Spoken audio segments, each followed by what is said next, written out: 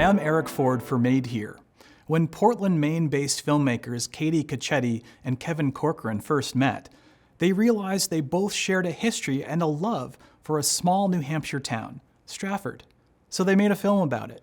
Strafford, Portrait of a Town, is exactly that, showcasing the individuals and places that make this small New England town what it is today, and reflecting on its history in advance of the town's Bicentennial celebration in 2020. You can watch Strafford, Portrait of a Town and other great Made Here films streaming on vermontpublic.org and through the PBS app.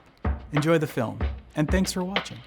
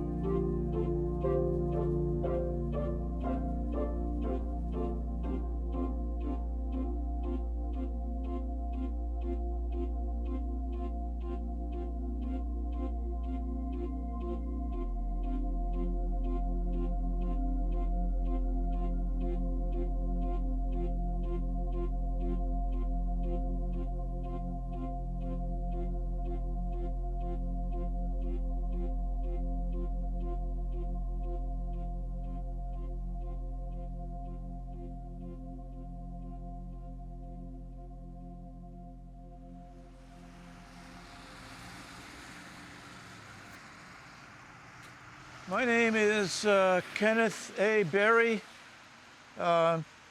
lifelong town resident, 70, I'm not going to tell you how many years. I'm standing in front of Austin Hall. It was built 1833. This served as the town and area high school for many years. The Austin Cate Board of Trustees then donated this building to the Strafford Historical Society, who has struggled to keep paint on it ever since.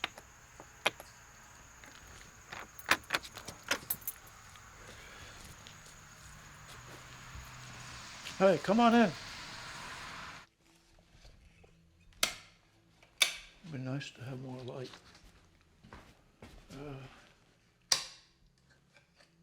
I want to be careful not to turn off anything important. Okay. These are probably the original stairs, judging from the wear. Ah. Yeah. Okay. Well, this is our museum, put together largely by our president, Joanne Brown. And she and Nancy Hill have done a lot of work up here to arrange the display. A lot of these things represent former businesses. Like, for instance, the sign over here with the cows. And Strafford was really pretty much of a cow town for a long time. Carl Hill, who was also postmaster and general storekeeper, also had a dairy here. What else do we have about Strafford businesses? Mostly farm artifacts, instruments of farming, designed for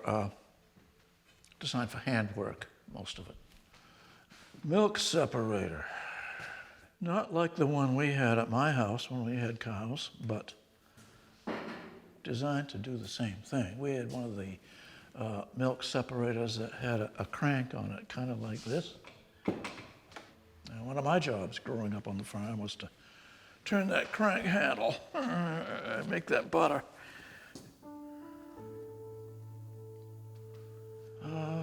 Let's see, Parker Mountain Grange. As you look around, you'll see a lot of references to Parker Mountain Grange.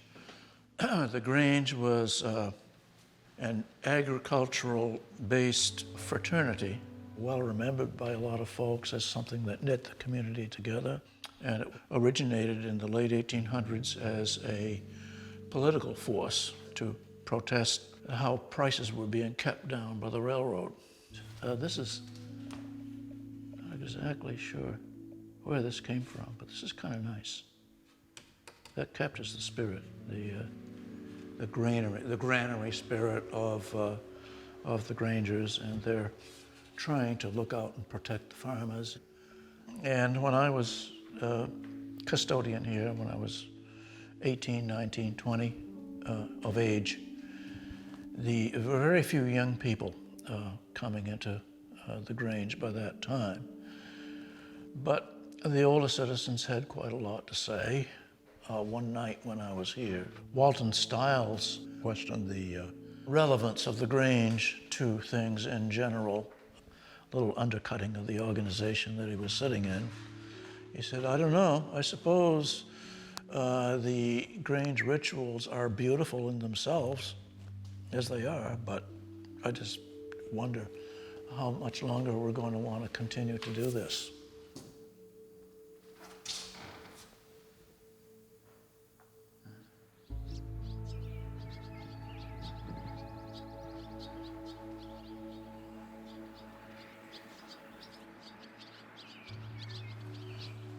What I'm going to be doing is tethering the hay in order to just relocate it so that it dries a little better.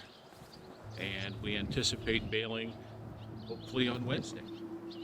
So this is the tether, and I'm going to go and start tethering the hay.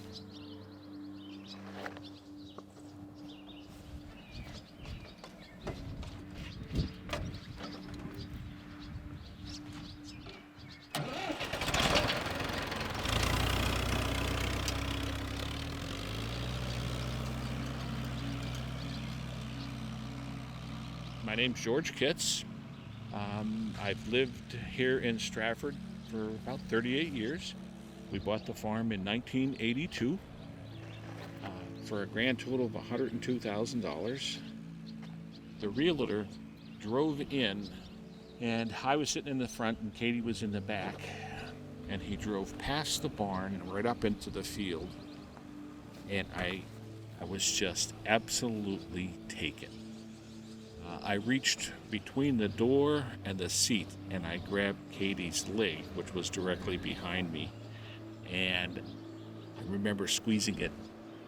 And we were at the top of the hill, overlooking the mountain, and it took us a full year to find financing. I continued to be a sales representative.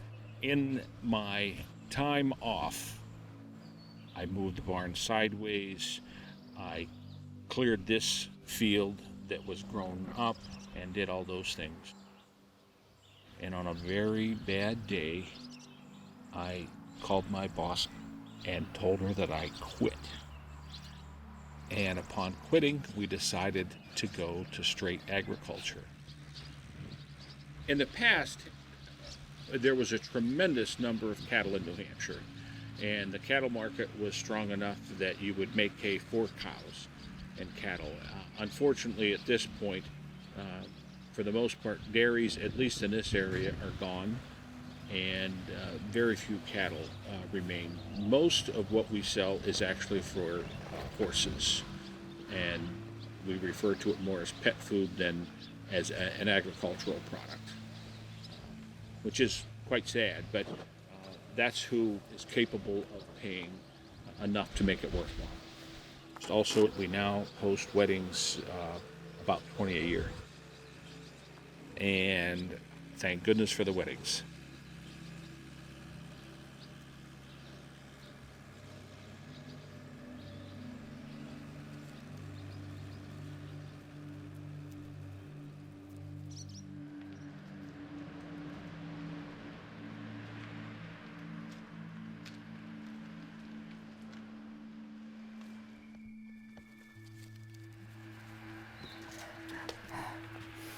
It's getting to be a mess. It is. Yeah. Used to fill the barn with hay because just very good fields. We used to have quite a farm, but this is pretty much the way it's always looked, minus the cows and the hay. he grew up and there was animals here, but he didn't like having a lot of animals. So he found other things to do. Want to go outside? I guess so. Okay. Marjorie Stiles, Mrs. James Stiles, and I came from Lexington, Massachusetts. How old am I? What year is this? 2019. 19. I'm 101. Yeah. Very good fresh air and food up here. So I guess I lasted.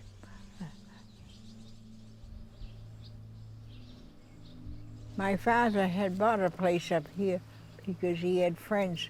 They went hunting. When my mother came up to stay a while, and I came up just to visit with them. My husband was living here with his mother. Well, I met him because he wanted to come down to our house because with my brothers, there was always something going on.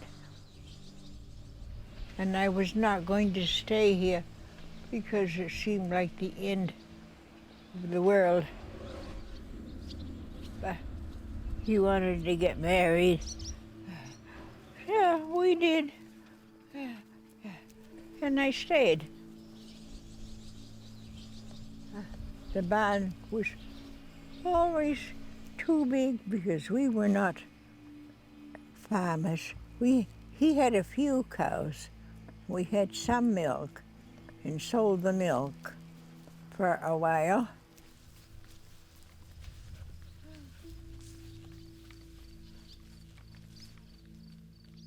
Anyway, this was the barnyard, and then so it went all the way down to the Johnsonboro Road.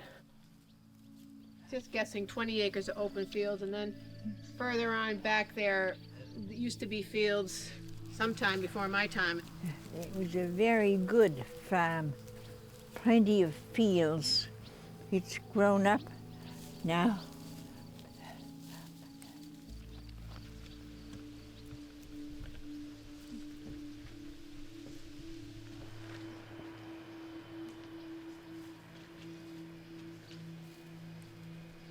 Do you still like living in the town now? Oh yes, I've always liked it. Been a very good place to live, very good place to bring up children, and it was dandy. Dear.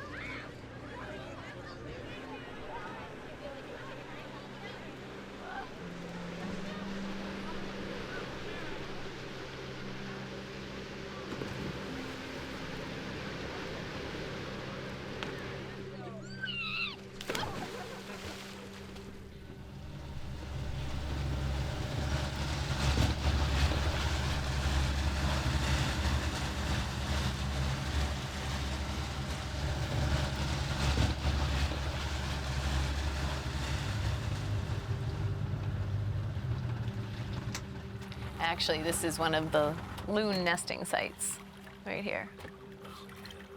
It's known as Blueberry Island, full of blueberries. And loons. Yep. I've been practicing real estate for 15 years in town and have found myself kind of specializing right here in Strafford because every transaction is personal here. Whether it's, me working on behalf of a family, a generational family that I've known and grown up with, or maybe my father has known and grown up with, or my grandfather has known and grown up with. There's always some sort of personal connection. Some of the houses, the property itself might not come to me offhand, but then when I show up, I'm like, oh, I grew up hanging out in this house. This was, my friend's house. They, maybe sold in the late 80s, early 90s, and all of a sudden it comes back like, oh my gosh, I remember having a picnic on that lawn.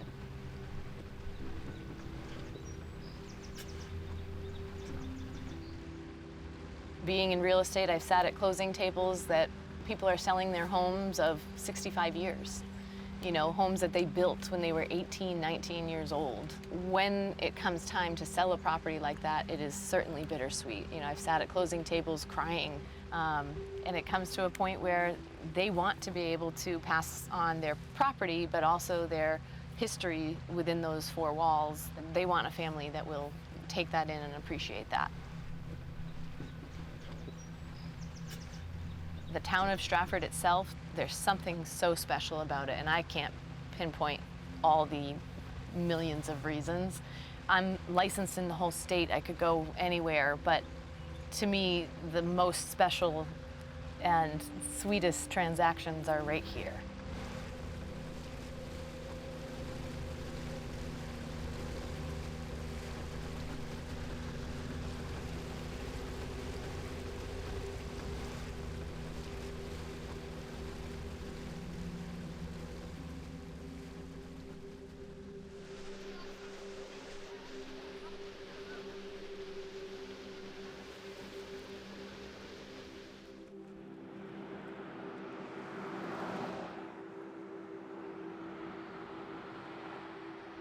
As soon as there were people living here, they were meeting for worship in their homes. But 1843, they built this meeting house, but it was pretty basic. The original meeting house would not have had stained glass windows. Those were added in 1914. There wouldn't have been any paintings of Jesus or a cross or any of that. No ornamentation of any kind. I'm Reverend Carolyn Clark, a retired American Baptist pastor. I've pastored all three churches here as associate pastor, and was the regular pastor at Crown Point. Now I'm retired and I freelance for the Holy Spirit. In college, I was a biology major, so history was my weak point. But my interest in history is people and spiritually what's happening.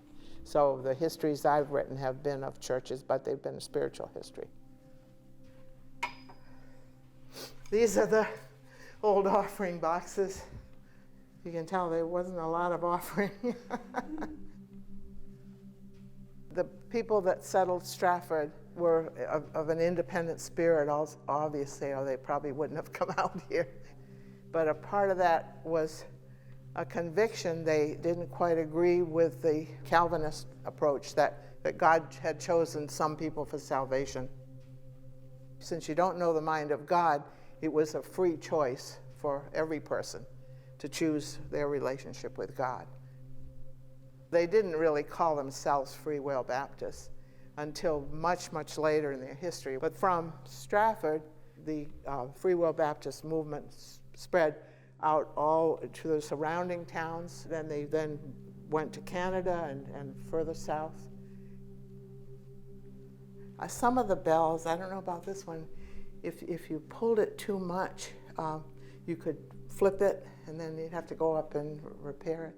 And some of the meeting houses I've been in There was much higher ceiling, and as kids, we'd pull the rope way down and grab a hold of it and ride it up, you know. But maybe I was littler when I rode it, too. You want some bell for the audio?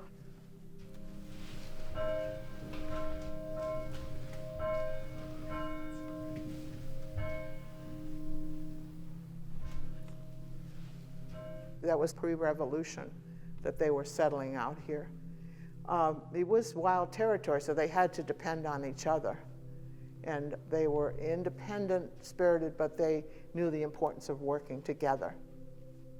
Strafford is very unique in that way, that the spiritual foundations are really very strong here. It's such a giving, caring, loving community.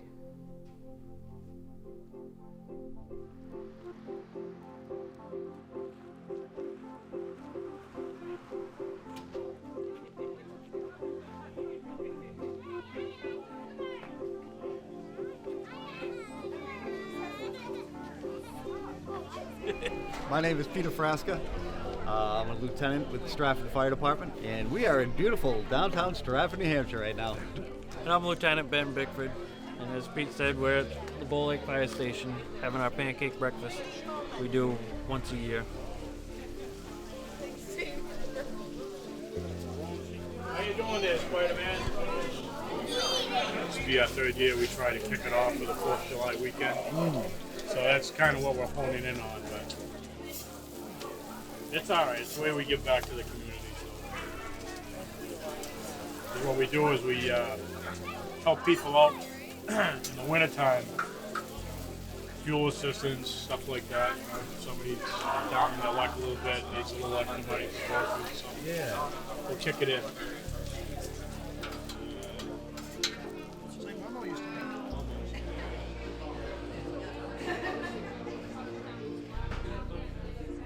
Yeah, I've been here all my life, so 32 years now. You're getting old. Yeah, 3rd generation firefighter. You know, I looked up to my dad, my grandfather, and my older brother. They did it. I wanted to do it too, and here I am. I didn't know that. Oh yeah. So I'm not planning on leaving.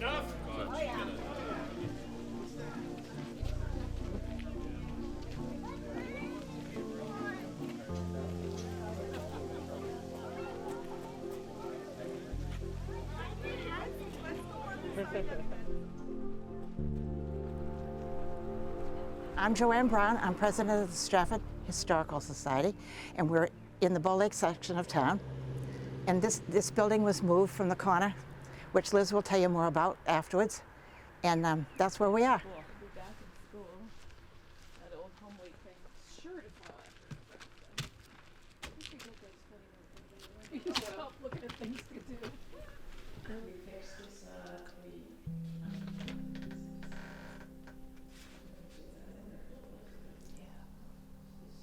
This sign here was one of the original post offices signs on the Thorn store that was down in the village originally where Uncle George's is now.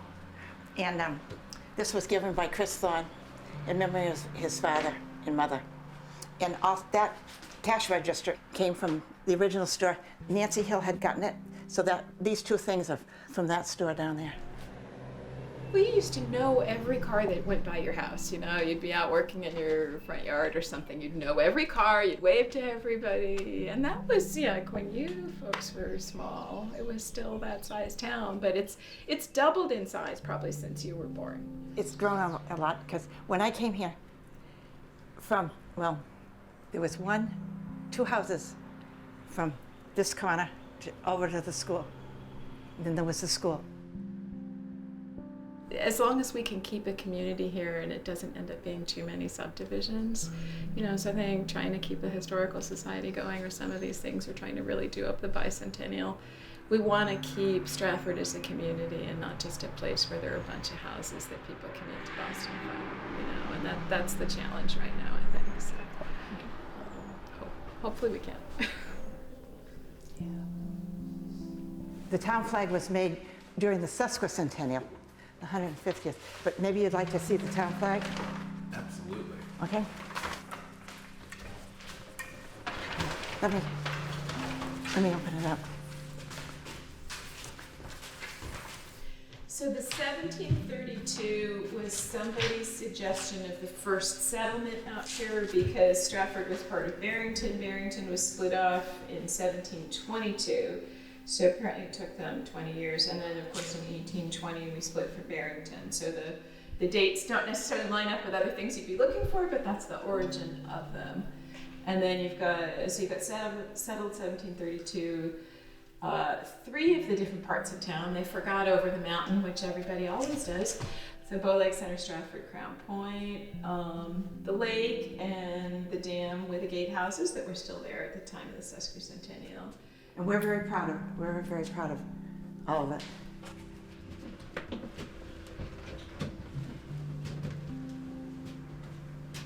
Just go around the corner and you can take your picture. It was a meeting place like the Grange is now, where all kinds of groups used it. So the Civil War veterans used it.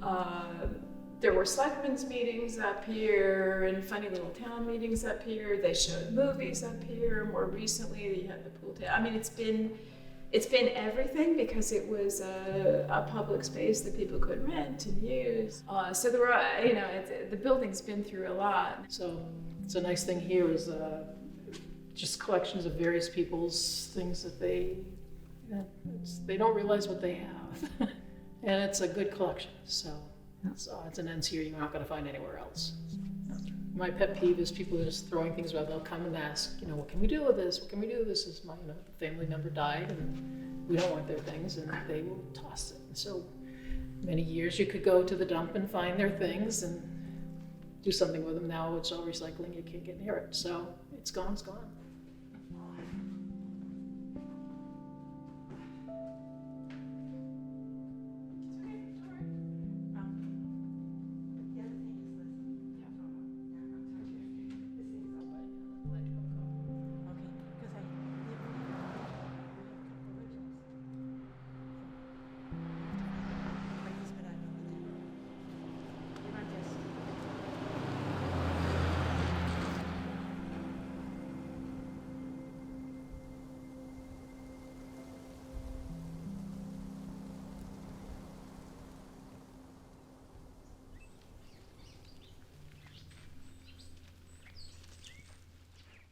I don't know if we'll get a good shot of that. That's an ebony jewel wing.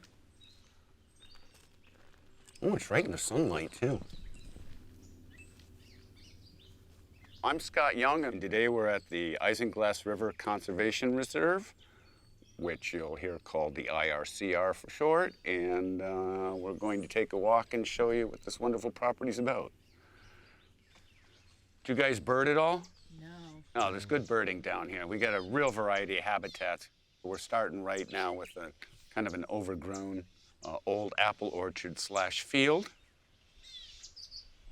Your habitat will kind of define what birds to expect in an area. Picking up on their vocalizations is going to tell you what to be looking for specifically. There's another catbird over there. Psh, psh, psh, psh, psh, psh, psh, psh, psh, psh, psh. So that's called pishing. Sometimes if you pish, it'll draw birds in. They're curious as to what the sound is and what it represents, and you might get a better view of the bird. Yep. In this case, this is a catbird in here. One of the mimics related to mockingbirds. They pick up pieces of the bird's songs and sing them back, so it's kind of fun.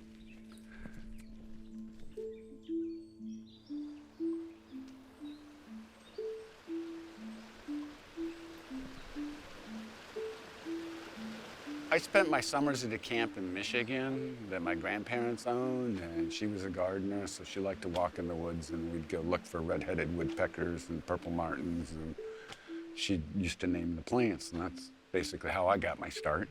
So I maintained that interest. It was early influence. Yep. Otherwise, I was like a suburban kid, you know.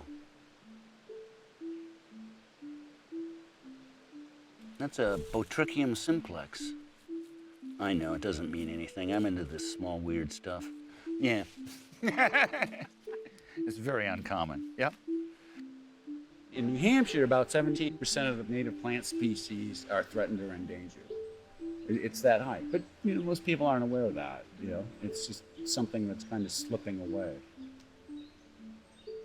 As a botanist, I'm noticing a lot of our rare plants are really being hammered by the current conditions. But there's always something to adjust for, I mean, it's always been changing. It's not a static thing.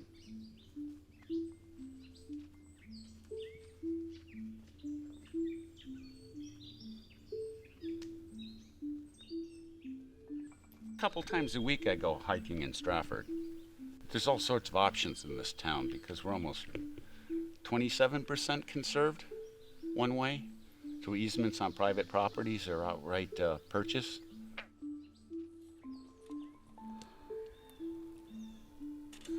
I mean, in this case, we've got floating peat mats in a beaver pond, and so there's certain species that are attracted to that.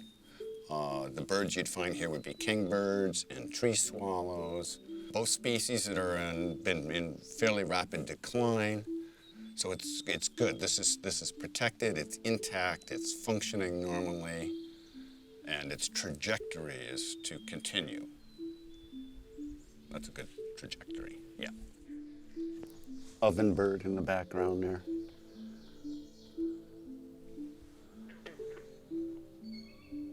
Blue jay. I see people walking dogs, sometimes jogging. Not a lot of just general hikers. I'd like to see people using the properties more than I do. Just may not be fashionable these days, and of course people have busy lives, and with the internet and everything, I think everybody's indoors plugged in. Mostly, I'd say today people are not real connected to the ecosystems around them, and it's just something people have gotten away from. We have two species. This is the beaked hazelnut. That's the beak.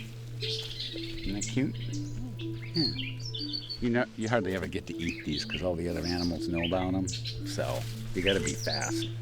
But they're pretty cute. They're really fuzzy too. There's a good crop of them this year. My interests are a little bit different.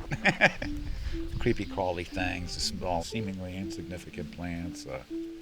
So I can be anywhere in any woods and be entertained. Yeah. And maybe that's part of that mindset, I don't know. Yeah.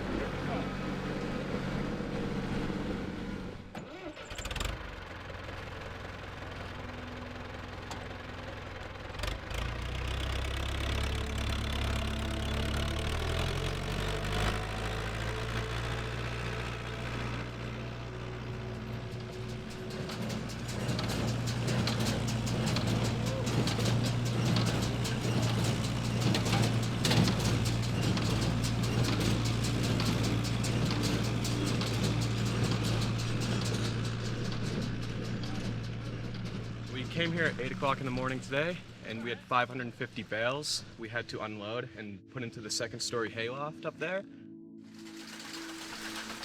Each trailer holds 125. We usually have one guy down in the trailer, and he'll bring the hay bales, he'll put them on the elevator, it goes up, and then there's someone on the second story, and they're like the middleman. We have bales coming up probably every 15 to 30 seconds on average. So it's a very fast process. You really can't mess up or you'll get a couple bales behind and, well, that's no fun then.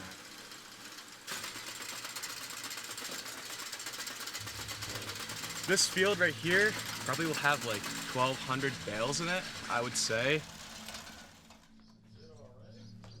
We probably have another 700 left, 700 left.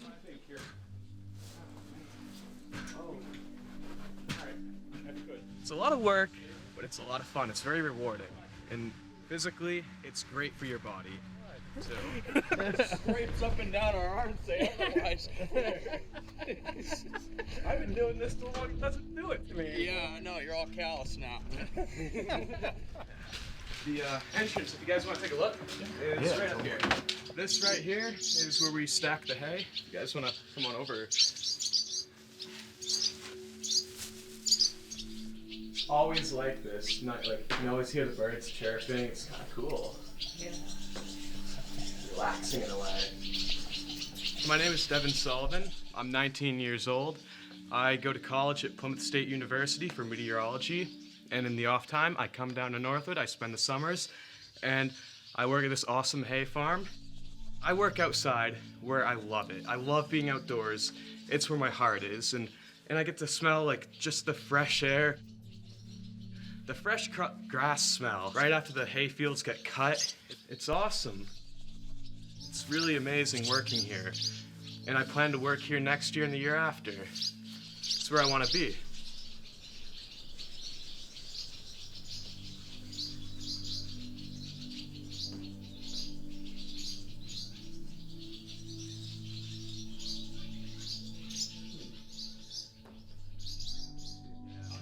Well, we cleaned up all the chaff from here, around there, and then...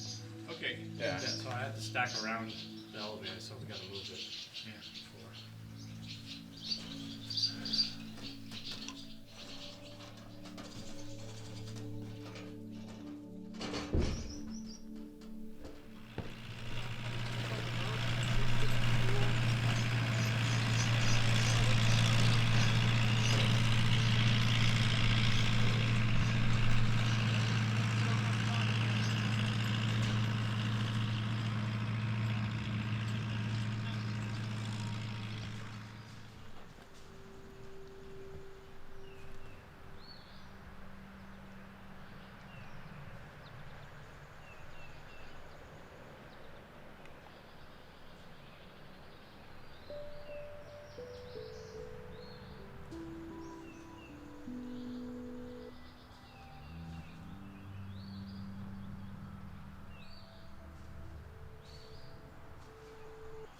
I'd like to tell you how we started the blueberry field. It was my husband Nathan's idea.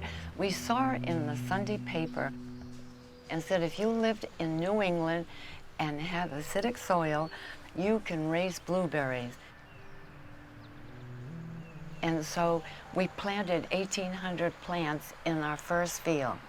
We didn't even have a tractor then. My husband dug each hole, and we were on the ground planting all those plants. So there's 1,800 in that first field.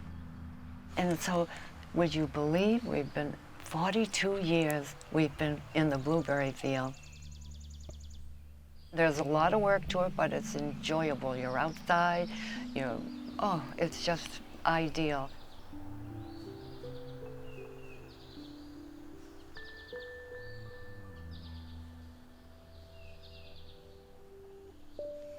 So obviously the easiest way to get the berries out of the field is to have someone else pick them for you. And so I think that's primarily where the business model was always headed. When the customers come up, this is all opened up and we greet them here and give them a bucket to pick blueberries in. And then we have another, we call it the screen house over here, and you can see there's belts hanging down in there. The real pickers use belts and put their bucket on the belt, and then they have both their hands free. So they take great pride in knowing exactly what. And we keep the food, jams and jellies and whatever we have. Honey. And honey and whatnot in there.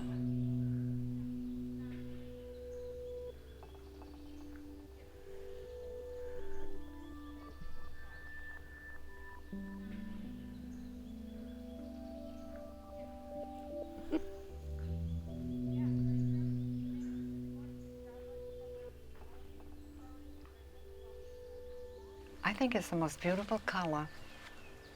It's so pretty, you know, and they're so good for you. All that antioxidant, when that first came out, boy, was that good news for us. We had a big sign put up in front of the blueberry shack. All that antioxidant and how good they are.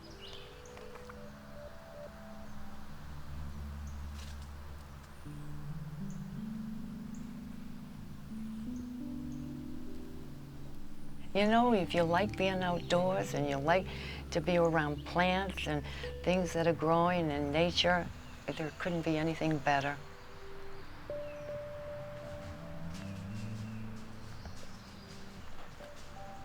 I go up there in the evening and whatnot. I go up a lot, but I just sit there and thinking, oh my goodness, I'm so lucky to see all this beauty.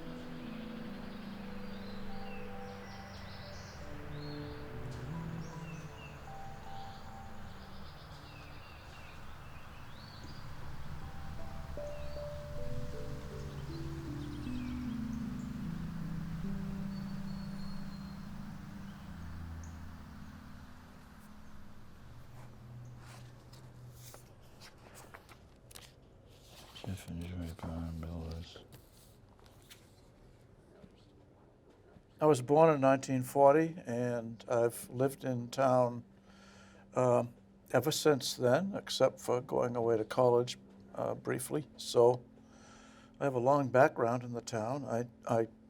My memory goes back to a lot of people that have been long gone. Growing up with some of the old timers, to use a trite phrase, and realize during the course of my life the big changes that have taken place. People in town being active, flourishing at some point, and then gradually being replaced through the years with others. The natural progression of things kind of caught me. I've always had a yen for history. This is a very dark picture. I don't know. That's my mother, Marjorie Berry. But that's the John Berry place on Dynamite Corner, part of a very significant Strafford historical site. Photography got to be an early interest, particularly buildings, scenes, roads, landscapes in the town. I've always loved the town. I really do. I love the town and probably always will, just to photograph things. And if our original house had not burned in 1977, I would have had some real gems. A lot of the old landmarks, that's one of the worst losses to me.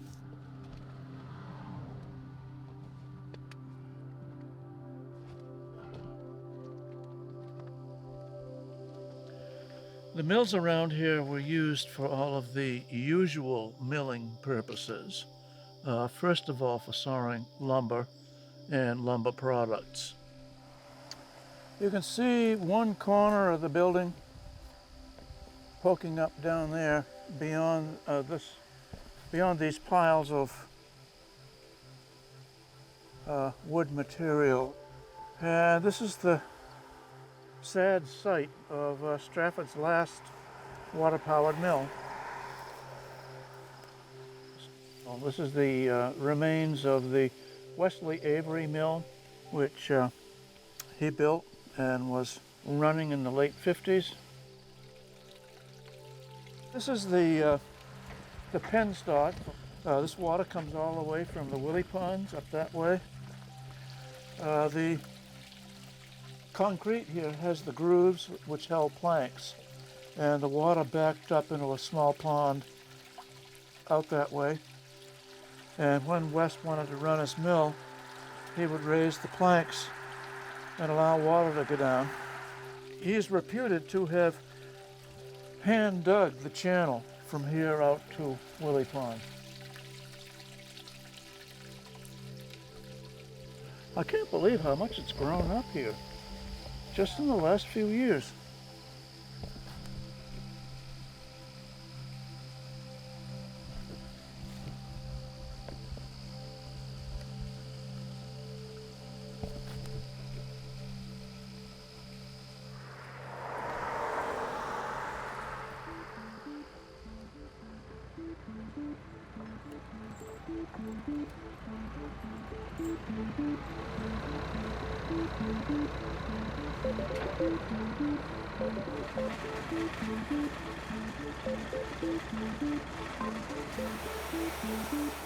We had harvested the trees from my woodlot. I have a 30-acre woodlot. We would cut those a year before. They would be drying out. Scott's making a sled shed for his snowmobiles. He had already figured out how many boards of 2x4s, you know, whatever he needed.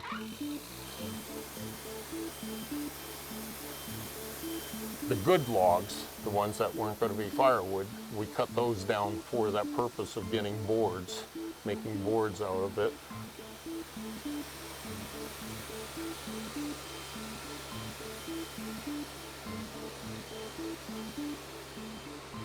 But you know, George was on that computer that gives him all these different options of what he wants to cut. In the sawmill, the sawyer, the man who cuts up the log, is the one who can make the money or lose the money just by having a good knowledge as what's going to come out of that log. Does he want to cut 1x12 or 2x4 or you know, whatever it is, and he can look at that log and decide what that should be.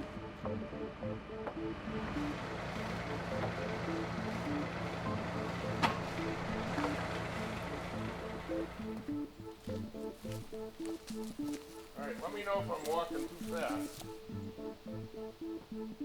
Lumber was king. Lumber was the resource, you know, back in the 17 and 1800s. That was the cash crop.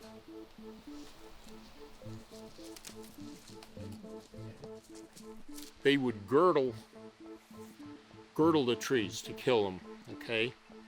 And just like this, say that's the tree that we want to cut down for lumber, that big pine over there. If they wanted to use that for lumber, they'd cut that down.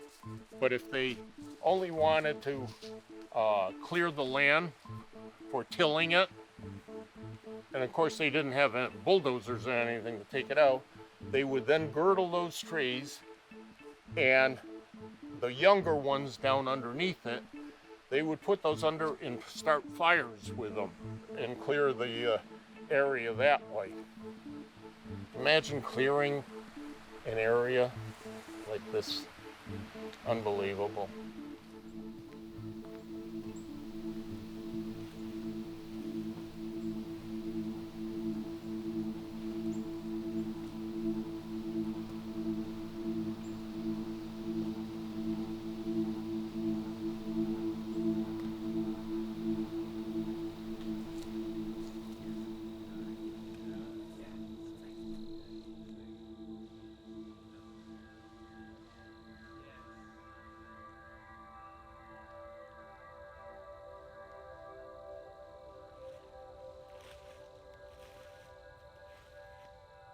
It's hard to imagine the change that happened in the land from European settlement and the clearing of the forest, broad scale. One of the things that happened was that every single last beaver was trapped out of New Hampshire by 1800. There wasn't a single beaver left. They were reintroduced in our state.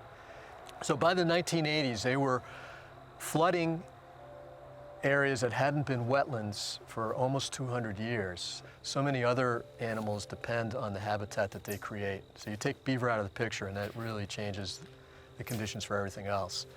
So as you can imagine, something like a moose loves a place like this, you know, or well, wood duck, right, Scott? Yep. Look at that, there they go. See them? Everything goes to use a beaver pond. There isn't anything in its cycle that wouldn't take advantage of this. And so all these spots came back all over the landscape, you know, and the animal numbers have really like rebounded because of that. So, I mean, we're still missing some big elements, mind you. We are. And some others are worrisome that are dropping out, like the whippoorwill, and, you know, but, so it's not perfect either, but Right. You know, they're just, everything's like kind of connected to everything else. And if you stay long enough in one place, you can notice that. Or you can read it in a textbook. Yeah. Yeah. Yeah. Here, if you look here, this is a what we call a snag. A snag, a fancy term for a standing dead tree or a stub, even like this. And when they die, you can see the woodpecker holes, which then other species of birds or mammals even will utilize as a nesting site. So in the management of the forest, we look for trees like that may become snags or are already cavity trees. They might be still alive. Really important to spot those and leave them in the woods. Even if some people think they look messy. Yes, yes. Yeah, because what happens to a snag, right? Messy is good for our environment. That's right. Messy is good. So, you know, I'm looking through all of this. The invasive plant situation does not look too bad, Scott. You know? No, I keep pulling stuff here and there. This section of the forest probably originated from a field that was let go in the 1880s maybe, or 1870s. So some of the oldest trees are not even that old, you know. It's important to have that mix. And that's a piece of the ecology that's missing, you know, in all our local forests. That one. Bittersweet, orange roots. Bad one. And this is a remnant apple tree. You know, this little knoll here was a bit of an orchard probably, and back when this was all farmed. I was really influenced by a trip I took with a group of foresters in 1983 to France. We looked at some very old forests, 400 to 500-year-old forests that had been managed all that time. The foresters there were thinking in very long terms, like centuries. Our forestry traditions are fairly short, and so to see that was just good acknowledgement that that's possible here as well. We're not necessarily used to seeing things long term, but that's our job, is to think, hey, what will this be like in 100 years? What are the results of my actions today? How is that going to affect things down the road? Just pretty trees, you know. There's a lot of large pines in here, some large oak trees, so they're older trees. It's one of the older sections of the forest. And we worked on this very carefully, took out a few trees that we had marked, and this would have been a small light opening in the forest to provide growing space for young growth. So you can see a little patch of young growth going in there. With the exception of some of the towns up in the White Mountains, we're really up there in the list of conserved areas. And certainly people will want to move here and live here and enjoy the quality of life here. But having a high percentage of open lands, as we do today, is part of that quality of life. So keeping that conservation going in our town is very important. So hopefully that is, what do you think, Scott? Think everybody's plugged in? If it's subdivided and built upon, there is no choice in the future. And we know there's going to be plenty of those areas in New Hampshire that have relinquished that choice. You know, I think, you know, I've seen some painful things happen, you know, in our town. And hopefully you can have a little bit of an impact in guiding that, keep it natural, keep it as a country town, not all developed.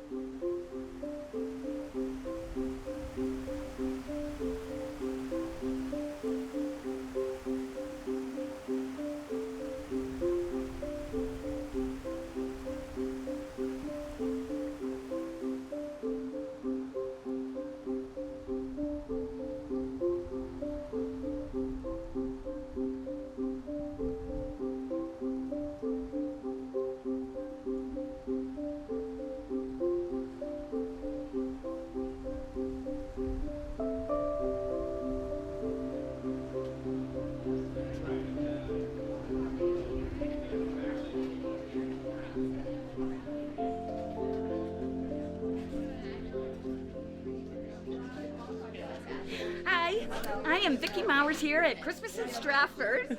I belong to the Bowley Community Club. Here we are selling homemade sandwiches, soups, pastries, everything. We have a lot of talent in this town and a lot of wonderful people.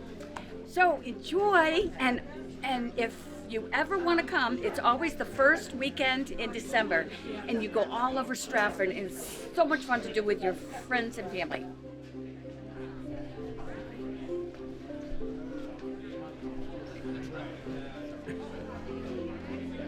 I'm Mary Hoyt. I am the president of Christmas in Strafford. We have a craft fair that's town-wide, so we have about 26 houses in 3 venues with multiple crafters.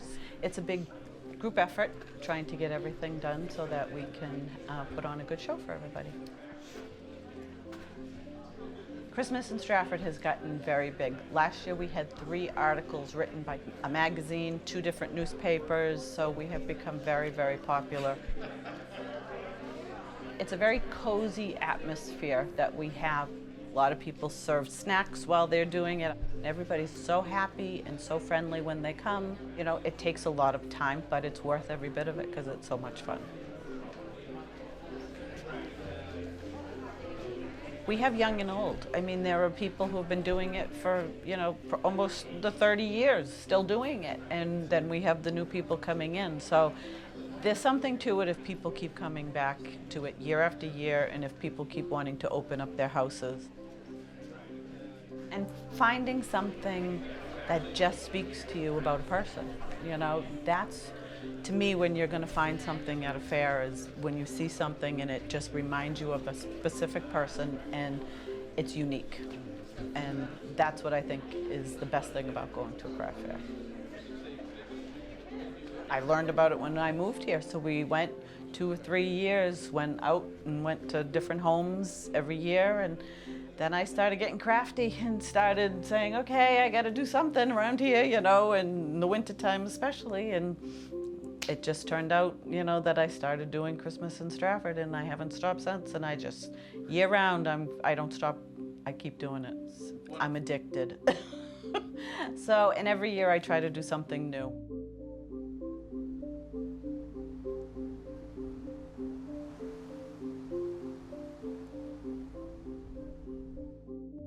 Well, my name is John Willett, and my wife Joni and I have been in Christmas in Strafford for 12 years, and it's been very good to us. And when people come over, it's, you know, it's always fun to show off what you made, and because I like what I do, and a lot of people apparently seem to like it as well.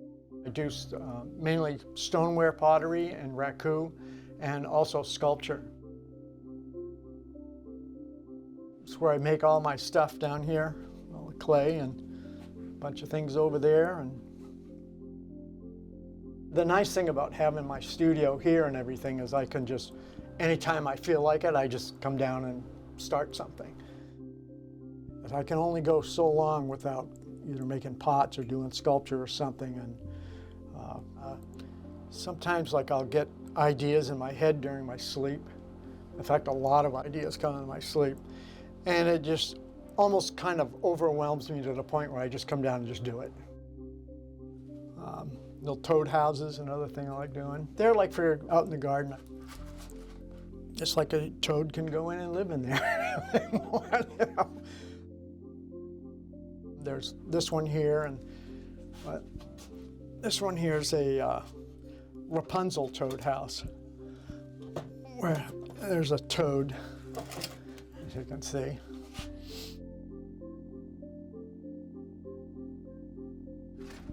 This one here is a real beauty. This thing has been sitting here since 2014, waiting for the right glaze. And it's one of my whale pots. I never let myself get attached to anything until it comes out of the high fire, until it's out of the fire and it's completely done. I mean, there's a little bit of a chance in the firing. Sometimes you'll have something like this over here where it was raku that I really liked a lot, and came out of the raku and just cracked right all the way. You can see how it cracked. So that would never get sold or given away, but I haven't brought myself to smash it up yet. And they'll sit for a while, and eventually I'll smash them up with the hammer. I don't want stuff that's not good out there in the public. I want my good stuff out there. Even when I was teaching school, I'd still come back here, and it's kind of a great way to do art because I'm not doing it to make a living. I make the stuff, and it's nice people come by and buy it. That gives me a real thrill that somebody is willing to pay me money for something I made and created. And I like people to have my work, so it's that too.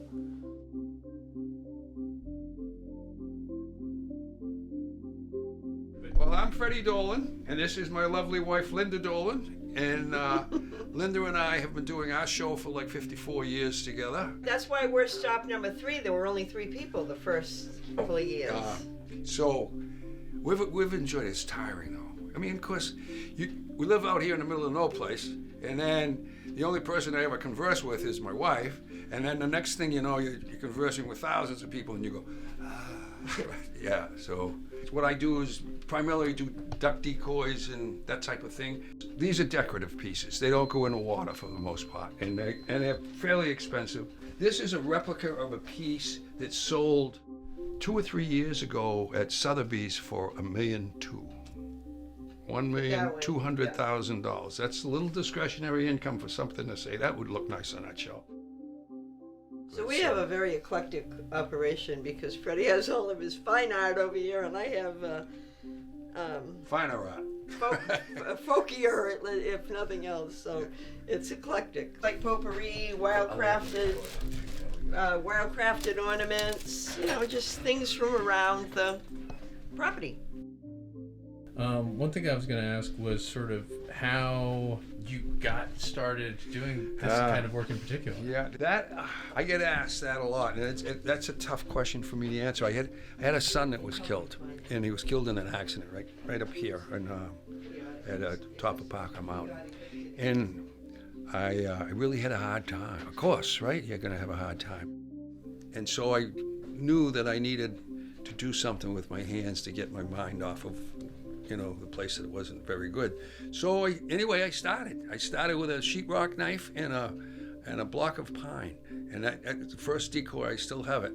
And, so it was like a hobby, and I was working, and then, it was very therapeutic, and then it became basically an addiction, and I quit my job, and there you are. That's the story. So that's how I started. It's a sad start, but probably saved my life, really.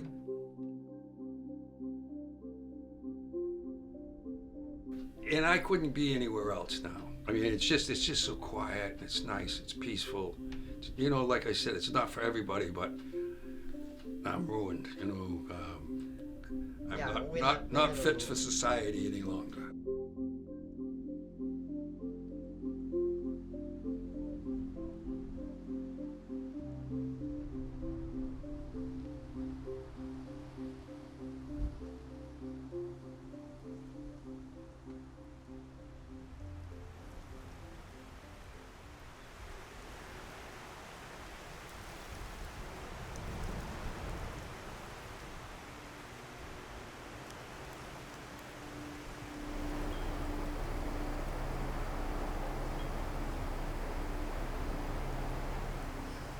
My friend who winters in Florida says New Hampshire winters are known for one thing, misery.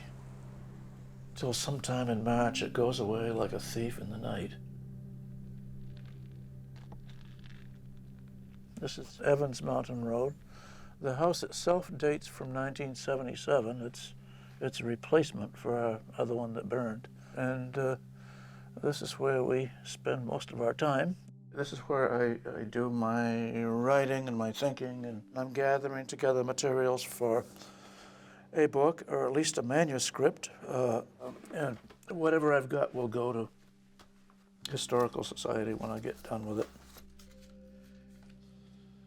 The loose stuff is what I work with the most. A lot of it is old town reports And it's amazing what you can find in these things, you know, from year to year. You'd think, oh, how dull, how boring. Well, yeah, well, you could say that, but if you don't study the town reports, you don't find out these things that kind of lend a little weight to the characters. And it's fortunate because I can, you know, I can snuggle down with the bedside lamp on and find out things through them.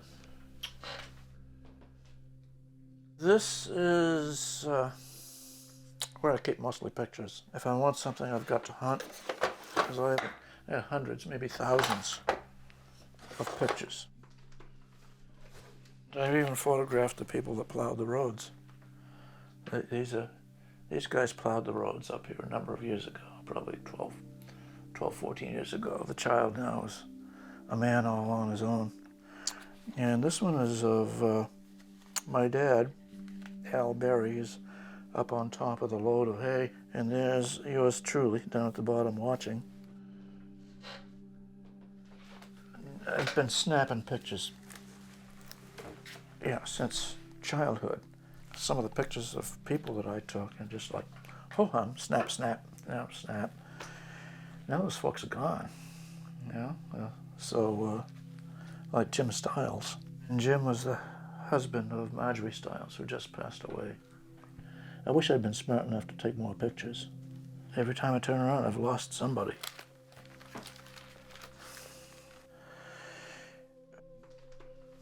Now this is school number 10, which is where I started off the first 3 grades. This was right about the time I was going there. In fact, I might be in that picture. A couple of school textbooks that were actually used in our schools here, even as a colored map. Not too shabby for 1853. Yeah, it's pretty decent for 1853. So it's a wide variety of topics, but it's not enough. I've become forcibly made aware that what I know is really very little. I didn't really start collecting stuff together until I got active in the Historical Society. About the Historical Society, I'm the last founder of it, still alive. Right after the town sesquicentennial in 1970, several of us got together. Roger Layton and Ernest Brown, known as Tim Brown. Roger is here. He was president of our society for quite a number of years. And boy, do we miss him. Roger deserves a tremendous amount of credit. He was always there to steer us straight when, you know, if we got something wrong. And boy, I could sure use Roger for that. I have proofread my stuff. The Historical Society it was a lot more numerous than it is now. A lot of our members have died, and we haven't replaced them with younger people. And this may be the 200th anniversary, but the Historical Society is kind of at a crisis point now. I mean, look at how old I am, and Joanne, and Liz, and some of the other folks, and we need people to replace us, and we don't have them.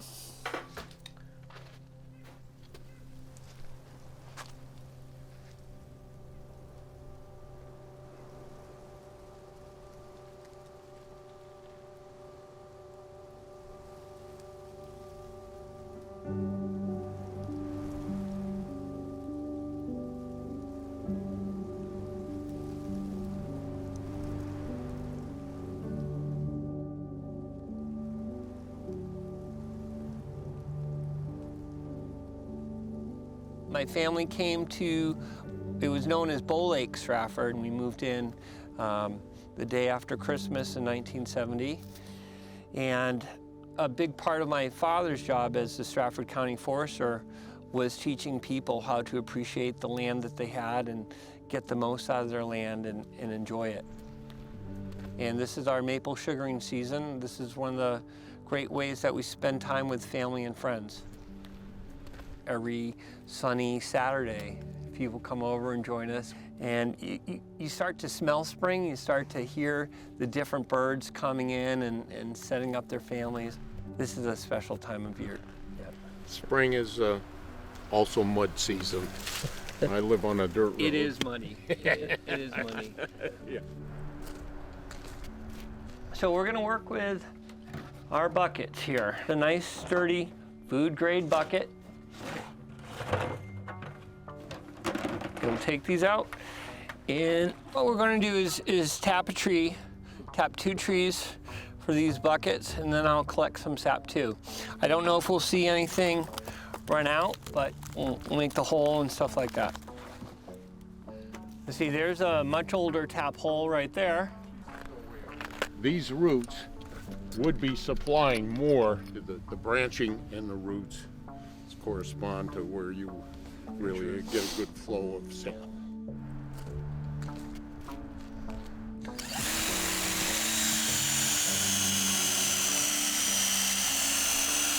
I'll pull out some of the debris. Okay, put that in. And if the mic's strong enough, fine. I'm gonna tap it in. That's it. It like sounds hollow for a moment, and then it stops like with a thud.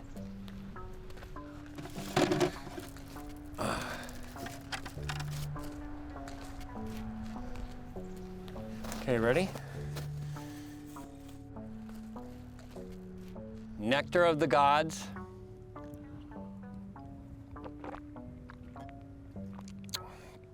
It is good. This is my family home since 1977.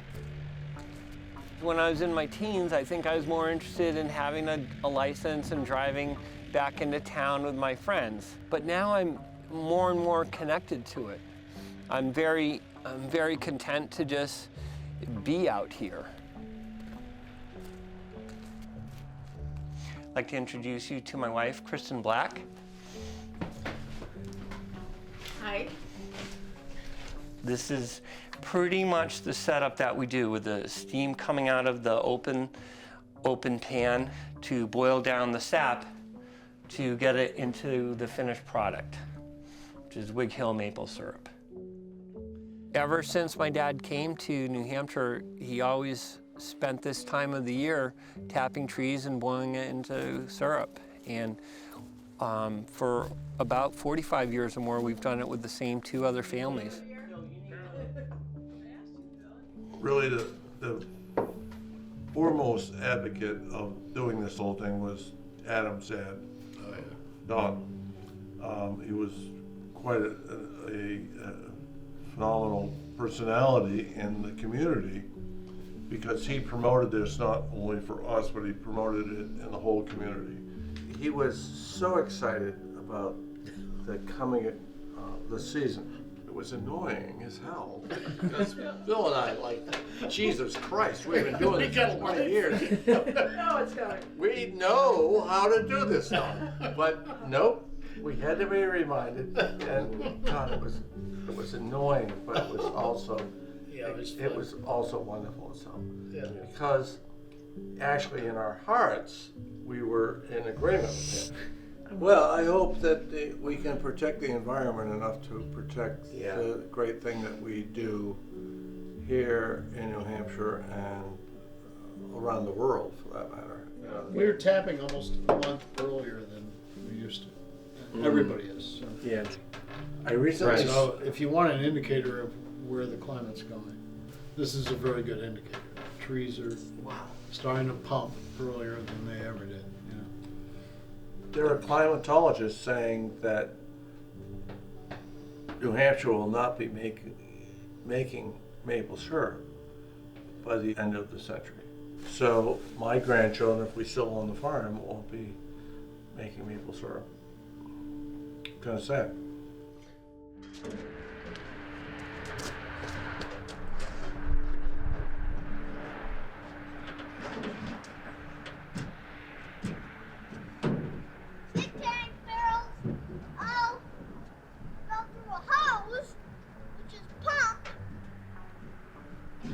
So it comes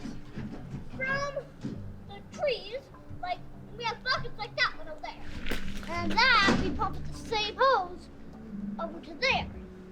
So that's the basic idea, and then we boil it inside.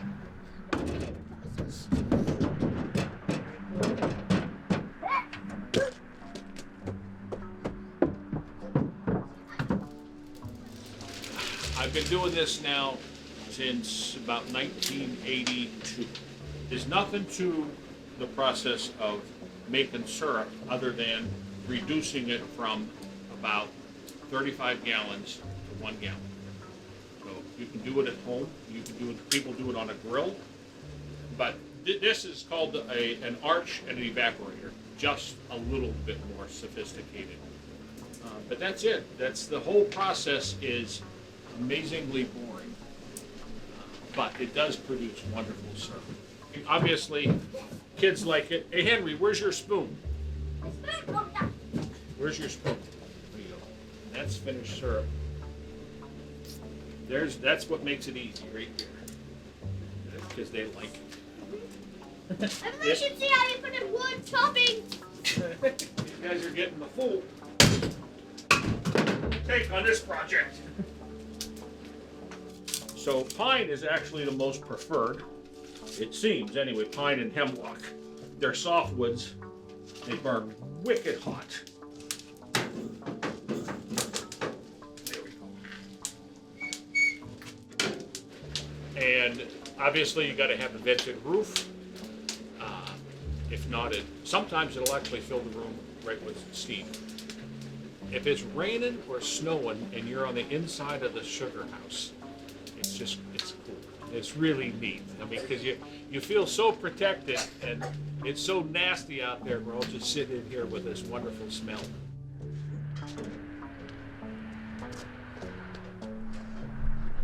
Yeah. Well, we're in center Strafford, bottom of Parker Mountain, and at the Kids Farm. And it is the first day of March, 2020. Second day. It's the second day? Yeah. All right, I'm off one day. Glad he knows. Yeah.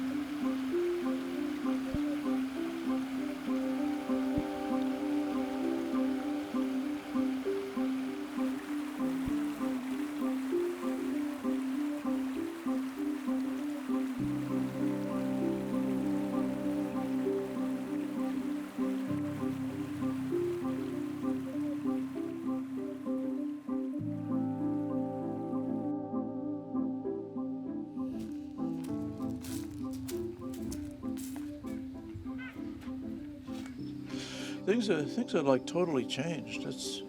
It's really like Stephen King wrote the script for the year 2020.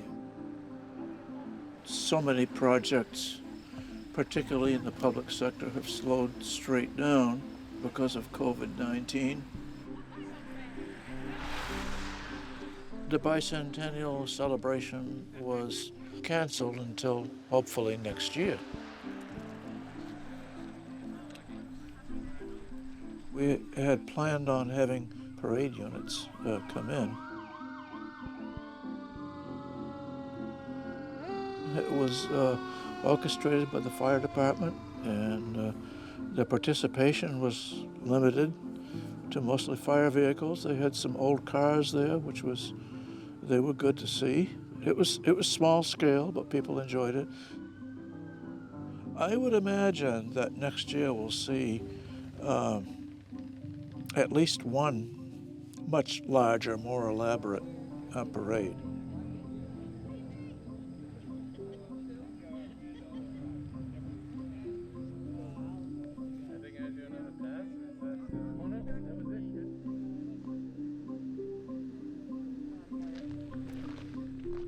So, The economy has slumped in some ways and picked up in others, and I think it's going to be interesting what they say at the end of the year about it. It's too bad that so many folks lost jobs. But I've been told with fairly good authority that jobs are going to be lost anyway because of the automation. And the big questions are, how are people going to get a living if they can't work? I mean, some people will say, well, they can find work, there's always jobs, but what kind of jobs? Are they jobs which allow people to have a secure, satisfactory standard of living? Will families be able to plan for educating their youngsters? Any of these other things that have been so important. I actually learned to drive on that truck. It's a 1946 Dodge. That used to go back and forth between Strafford and Boston every night.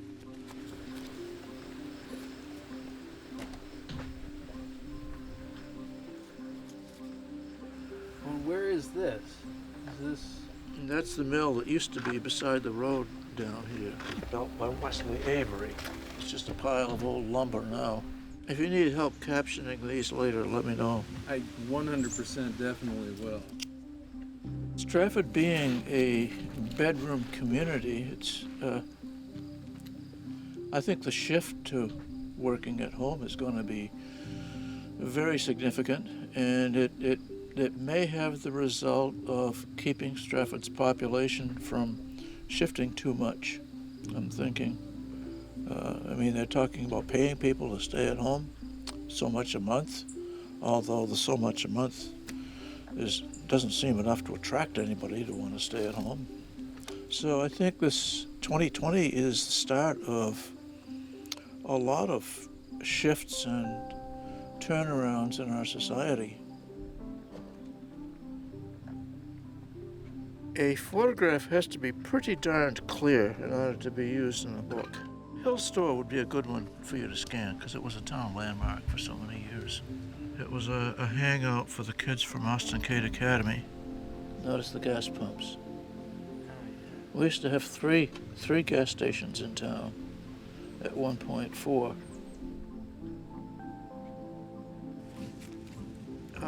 Ed Pash wrote a poem about the little girl in this one. Yeah, I think you read that to us. Oh, I did. Probably did, yeah. Yeah, here's the little girl with her big pet. Well, I was fortunate. I got a lot of neat stuff to pull things together with. Now that it looks like the house repair and painting looks like it's going to get accomplished, I think I can return to my writing, which I have neglected this summer, unfortunately. But it's still there, and I actually have some new ideas to work into it.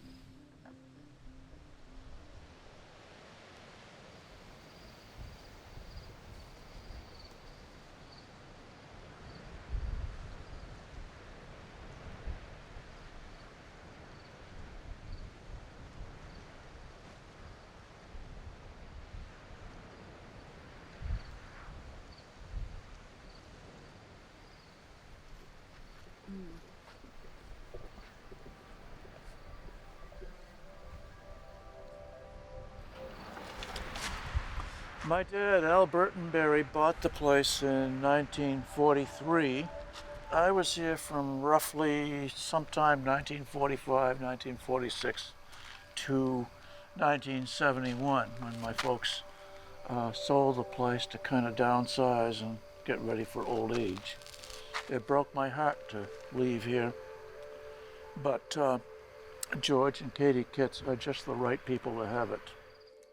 This farm has an old and interesting history, very unique place. My bedroom was up there with a little square window beyond the dormer window. And Victor Caverly, who was an old timer, used to live here. He was caretaker here, and he told us many things. He said that one of the farmers after Aaron Foss took in foster children to help work the place. And a visitor coming here, standing in the yard talking as we are now, would hear the children coughing up in those 2 rooms, possibly even the one where I was. And that probably was not a happy story. But most of the history of the place has been pretty much a happy one.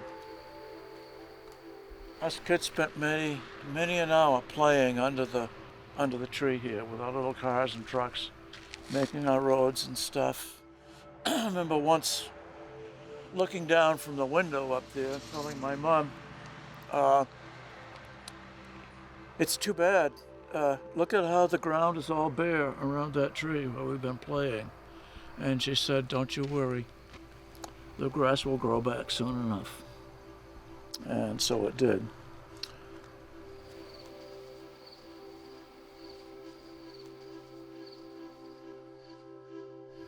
Well, here we are at the crest of the hill here, and this is the Foss, probably Foss Hodgson Cemetery up here at the top. This is where Aaron Foss and his family are resting. It's a beautiful spot, and you can see why the Fosses would like to be buried up here. I mean, we're on the top of the world.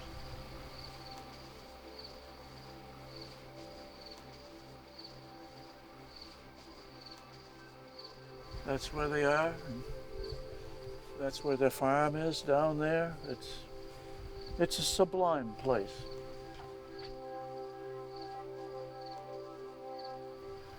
It certainly doesn't take much to inspire a person to poetry, this farm. It's just really something.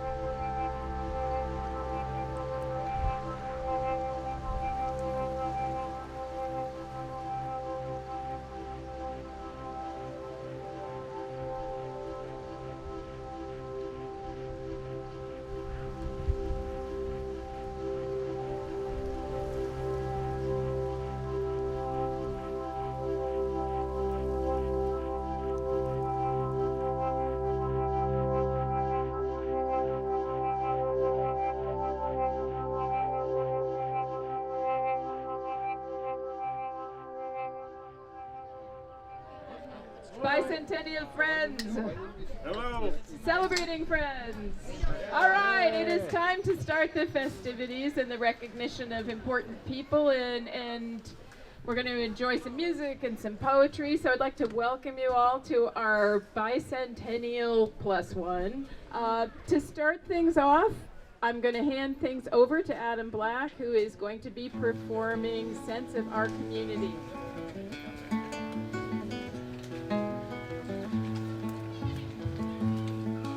Have you thought about your community today? Do you view its problems in the same old way? And when you're asked to help in town, do you give the same old frown? 'Cause it's not your job anyway. You've got more than you can do at your home. Got kids to raise and problems of your own. There are those with the spare time, and besides you've no spare dimes. If it's done, it'll be done by someone else. Go ahead and take some. We don't live this life alone. We don't do it on our own. For we all need a place to be. So if we all lend a hand, then we'll all improve our land. Let us have a sense of our community.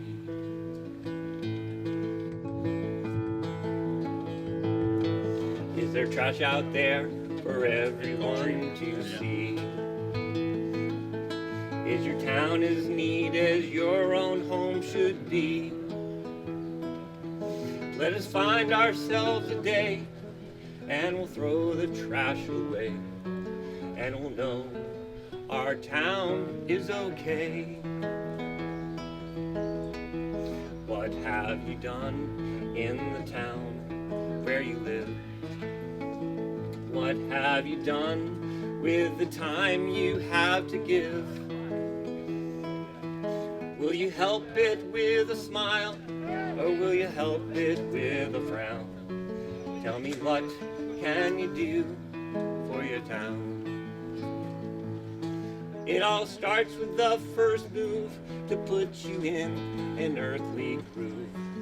Give a hand, and your town will sure improve. What have you done in the town where you live? What have you done with the time you have to give?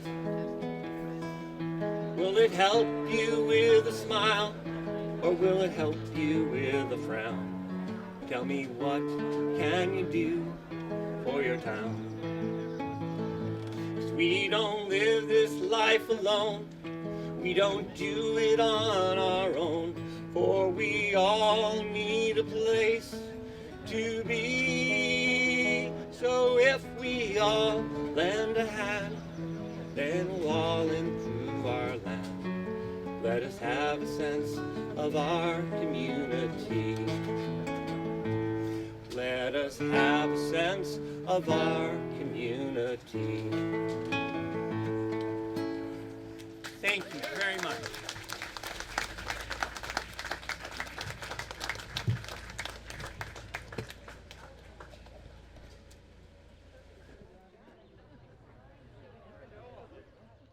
Vermont Public, partnering with local filmmakers to bring you stories made here. For more, visit vermontpublic.org.